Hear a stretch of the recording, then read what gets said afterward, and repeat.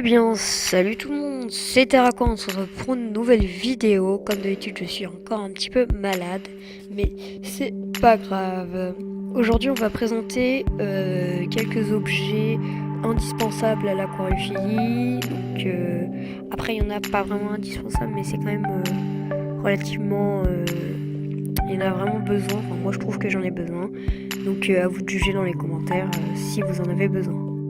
Donc on commence par le premier objet, donc c'est le conditionneur d'eau. Donc là sur l'image vous en avez deux, parce que j'en avais deux voilà en réserve.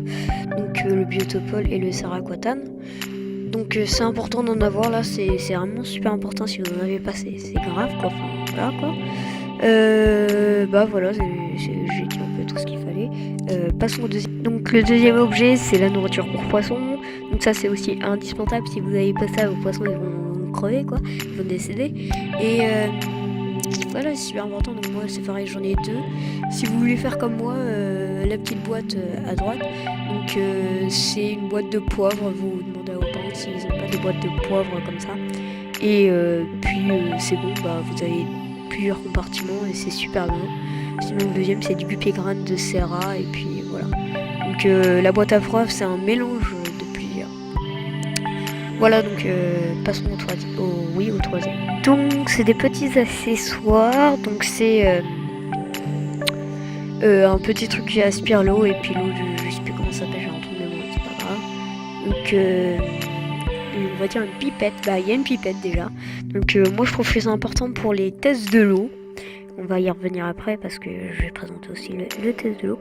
Donc c'est important moi je trouve, parce que si on n'a pas ça on peut pas vraiment faire de test de l'eau ou quoi que ce soit.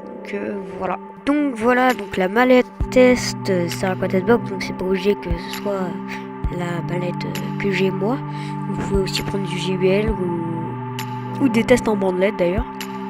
Donc là c'est plus qu'important. Si vous n'avez pas ça, franchement c'est plus que grave parce que vos poissons risquent de décéder si vous ne contrôlez pas vos nitrites, vos nitrates et vos nitrites, etc. Le pH, le GH, le KH. Donc si vous ne contrôlez pas ça, il peut y avoir des gros problèmes dans votre aquarium. Donc c'est super important. Si vous ne pouvez pas acheter la mallette, achetez franchement les bandelettes, pardon. C'est super important. Ensuite, il y a le petit récipient. Moi, ça peut être par exemple un truc à popcorn. Moi j'ai eu ça parce que c'est quelqu'un qui me l'a donné. Vous pouvez aussi avoir les seaux des graviers de tétra ou des trucs comme ça, je me rappelle plus comment ça s'appelle. Dans des petits seaux, donc vous pouvez nettoyer votre filtre dedans et tout.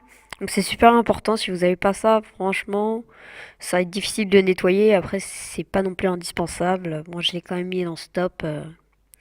Parce que c'est quand même important quoi. Ensuite, donc vous pouvez prendre des distributeurs automatiques. Donc ça, vraiment ça super important.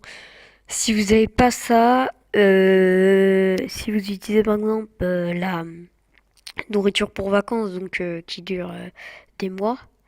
Donc on m'a dit dans une de mes vidéos où j'ai présenté un petit peu ça que c'était mauvais. Donc du coup, bah, j'ai ça maintenant et c'est beaucoup mieux. Donc voilà. Donc après, il faut faire attention parce que il peut y avoir des montées de nitrites si vous faites pas attention à la quantité que le distributeur relâche. Ensuite, ce qui est vraiment, moi je trouve super important, c'est de garder les petits trucs où il y a le nom des plantes. Donc il y en a pas forcément parce que moi j'avais une hydrocotyle et il n'y avait pas le nom dessus, on l'avait perdu ou un truc comme ça. Donc je me rappelle plus du nom, etc. Je suis allée voir sur des sites et puis j'ai vu. Et du coup moi je vous conseille vivement de garder ça pour faire des vidéos et dire leur nom.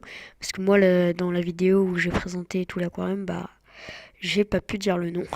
Ensuite, donc on peut avoir une petite revue, un livre d'aquariophilie. Donc c'est important pour les débutants ça.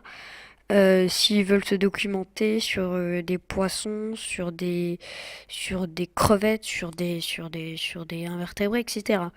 Donc ça c'est vraiment, moi je trouve important bah, pour les débutants justement, bah, pour s'informer. Voilà. Voilà, c'est la fin de cette vidéo. J'espère que vous avez aimé. N'hésitez pas à lâcher un petit pouce bleu et à partager. Bye!